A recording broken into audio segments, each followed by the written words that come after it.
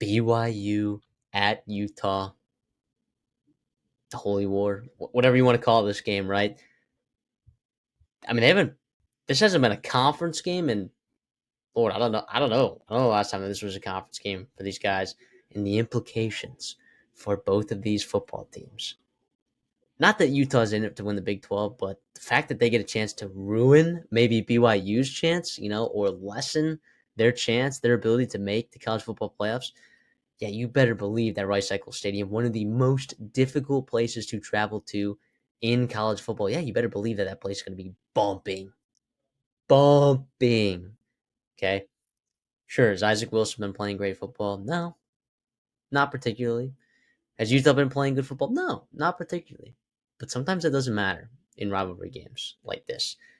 Asking BYU on the road, where, by the way, they've looked vulnerable in a couple games this year. They played some really nice football games and found ways to win those ball games as well. And they've looked really well coached. Jay Hill doing a great job with that defense. And Kalani Sitake just, after I guess being on the hot seat this year, just come out guns a blazing. And BYU is now number one in the Big 12, undefeated heading into Week 11, which is crazy. Would have never guessed that with an over-under win total of 4.5 and losing the pieces that they did in the secondary. And yeah, Jake Retzlaff has been incredible. And the stable of running backs that they've had has also been solid here as well. So what are the questions right here, right? What does Utah need to do to win this football game? They played good defense. They've been able to run the ball. Is that all? Like, are they going to be able to do that and potentially be fine in this game? I think so. I'm just on BYU minus 4.5 until proven otherwise. And when I say proven otherwise, I mean BYU not playing as well as they have all season, and then Utah also playing a lot better than they have, especially offensively, especially on third down and stuff like that. Penalties as well have been a problem for this Cal Whittingham team. 51 penalties. BYU only has 36 on the year. That's not super surprising, or that is pretty surprising in terms of Utah coach teams. The quarterback position for Utah has obviously gotten a lot of, attention, right, this season with Cam Rising getting hurt. Sam Hewer just got announced he's getting a surgery. So it's Isaac Wilson and Brendan Rose right now splitting reps off of the bye week. This is interesting because we circled this game back in the summer as a chance that maybe BYU would be able to play spoiled to Utah's playoff bids, and now it's the other way around. Utah has a chance to beat their rival and set them back. They're just 45 miles separating these two teams.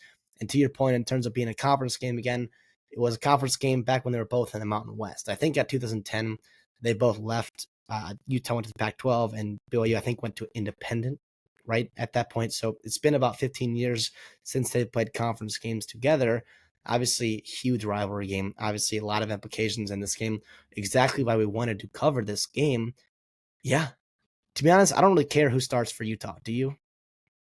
Not At quarterback? like I think both of them are just like I think Utah can win with both of them. I think BYU can win with against both of them. Like I don't think it's that much of a needle mover for me. You know. No, not necessarily.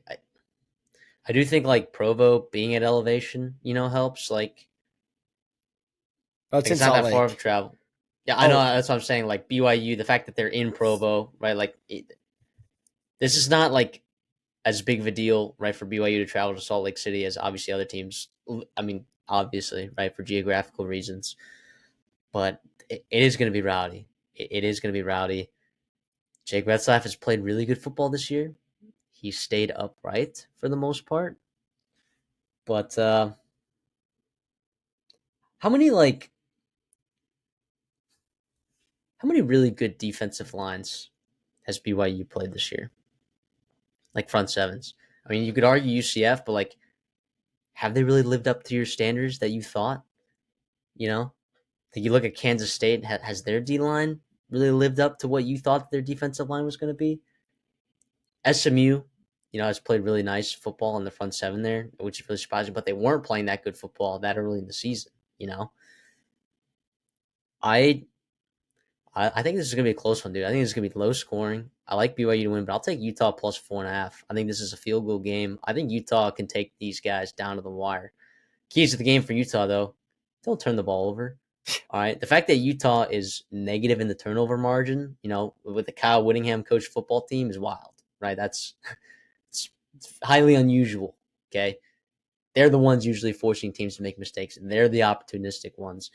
Defensively, down and down consistently, they've been pretty good this year. They just haven't necessarily gotten to the quarterbacks and generated as many negative plays as they're, maybe accustomed to doing that. And the run game, it's maybe been less dominant than you've seen in past years, right? With Utah's defenses, some of them these last couple of years, and BYU's been pretty effective running the football. But I don't think Jake Retzlaff is a world beater. I think he's played good football this year. I think BYU has some talent there. I just think that Utah has a chance here, man. At Rice Eccles Stadium, to just immediately take BYU minus 4.5 and just be like, yeah, I don't know. I just think that betting BYU minus 4.5 when they have to go to Rice Eccles is crazy. I can understand taking. We're here in these pick'ems. I get why you're taking BYU minus 4.5 and a pick'em, but to actually put hard-earned cash on BYU minus 4.5 to go to Rice Eccles in a rivalry that hasn't been a conference game and a rivalry as big as this, like these guys hate each other. Like maybe our Midwestern fans, our East Coast fans, our Texas fans. Like you guys have to understand. Maybe Texas fans, like folks that live in the state of Texas, understand this, more than most. But these guys hate each other. They hate each other. And you look at some past games, like some other big rivalries over the years. Ohio State, Michigan. These last couple of years has been really competitive. Alabama, Auburn, you can never count those teams out. With no matter what. Iowa Florida, State. Georgia. Yeah, there's some games that you have to look at and be like, okay, this rivalry, like both teams are just gonna bring it, and they hate each other. I get that BYU's been playing a lot better football, and they are likely playoff team. Likely, I say likely, not guaranteed. But I think Utah could get them. So I like them minus. I like them plus 4.5. If you're gonna give me those points there.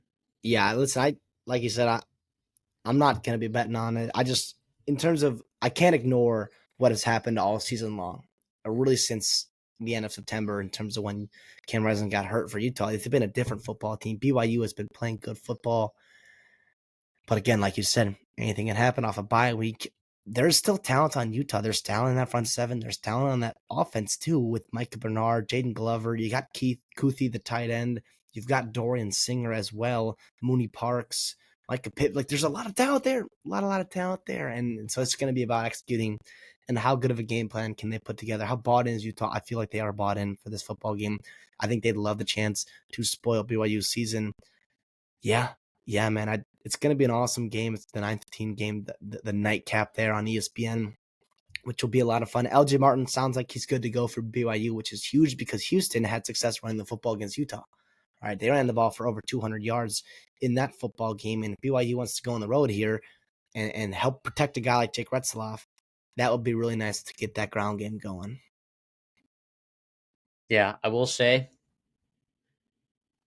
2 losses at home this year for Utah.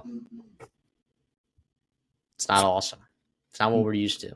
But I think there's going to be some urgency in that crowd too. Like, Oh, for sure.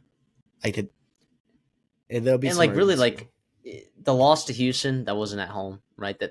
That's looking every week. That's looking like a better and better loss. The Arizona State loss doesn't look super bad. That one was also on the road. The really bad one was Arizona, right? You looked pretty Physical. garbage. Yeah, you looked pretty garbage against Arizona, but that was over a month ago. So By the way, tickets are $160+. if that tells you something, this is gonna be a good football game. For Y'all just buckle up. reference, Alabama LSU in Death Valley night game, 240. So Yeah. it's not like a crazy dramatic difference here. It's a big time game. It's a big time game.